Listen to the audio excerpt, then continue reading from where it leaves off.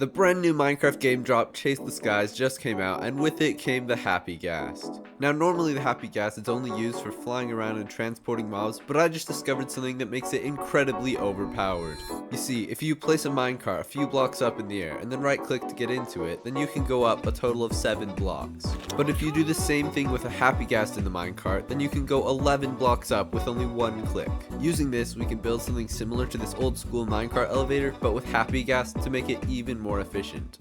So here we have my first design of the Happy Ghast elevator, and it's pretty good, but it has some flaws.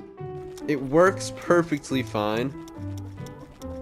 It gets me to the top incredibly quickly, but there are a few issues that I wanted to fix. Namely this one that randomly just causes the Happy Ghast to die for no reason. I have no explanation for this. They just die, and I can't fix it. Which, if you're in creative, that's no problem, but if you're playing in a survival world, then that's going to be a huge pain to fix. The one problem besides that I wanted to address is the size. This thing is enormous. It's like 6 blocks wide in all directions, and I think I can fix that. I think one of the reasons that the ghasts are dying is that they're getting stuck in the blocks somehow, and I don't know how to prevent that with this design. Which brings me on to the Happy Ghast elevator version 2. Now this one I think is better in a lot of ways. For one, the Happy Ghasts can't suffocate because they're all in minecarts, and also it's way smaller. Since the Happy Ghasts are entities, they don't count as blocks, which means technically this design is only 1 by 3 blocks wide. And this one is also just as quick as the other one.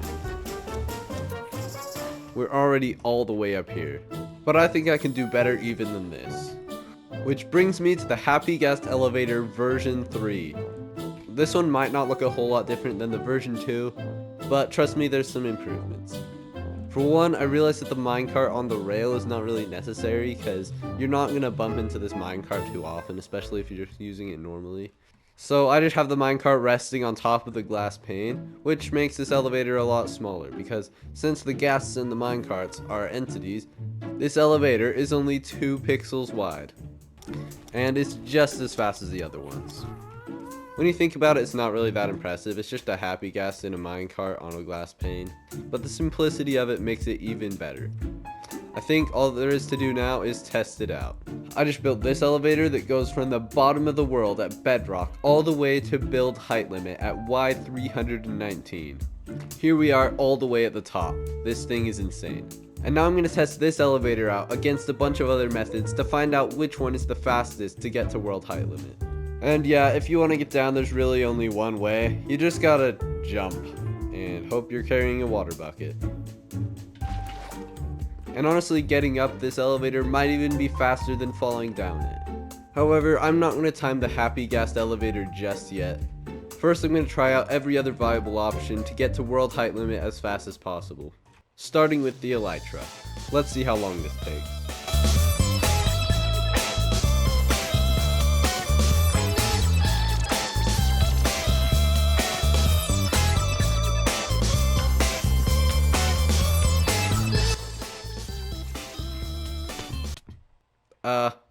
Apart from the fact that I died, I think that was pretty quick. Next up we have the bubble elevator, and I have a feeling that this one's going to be a piece of cake. Let's find out.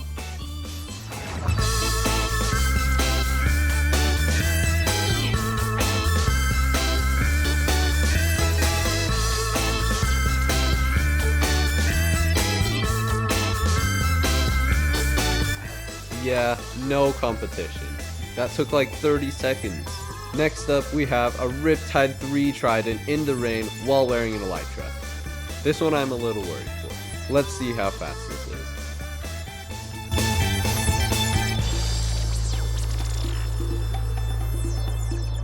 I'm not gonna lie, it's pretty fast. A little too fast. Next up, we have this monstrosity, which is a TNT launcher. Might be a bit overkill, but it'll definitely get me there fast. I haven't actually tested this yet, so hopefully it doesn't explode.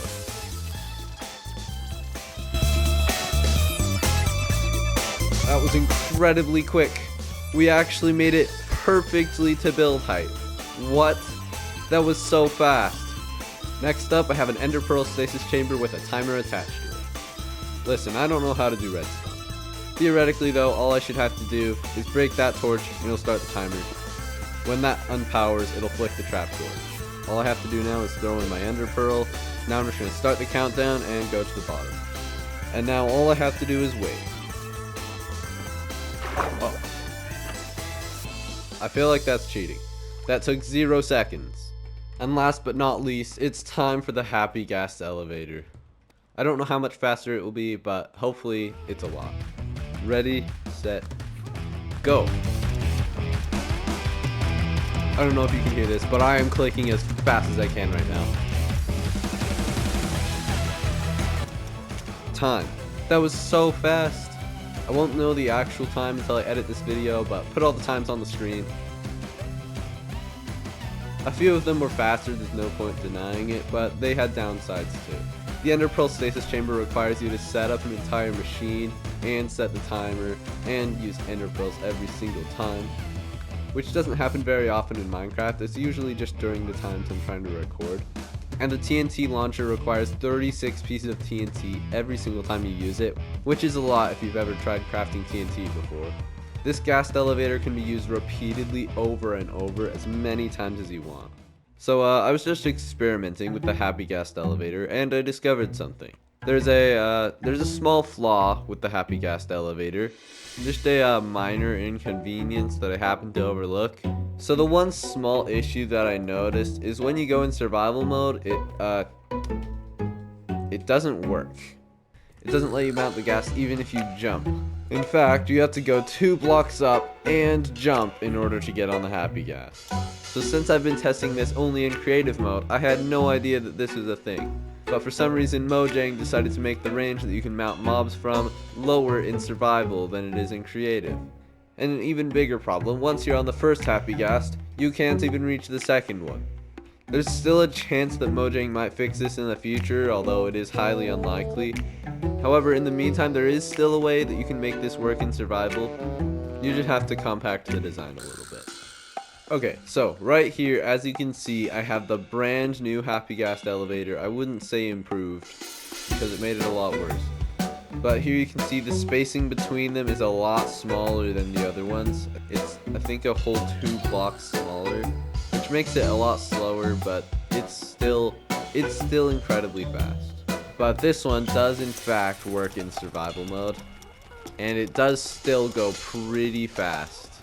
Alright, now I'm gonna time the new elevator versus the old one and see how much slower this one really is, because personally I don't think it's gonna be that much slower. I don't know, let's see. Time starts now.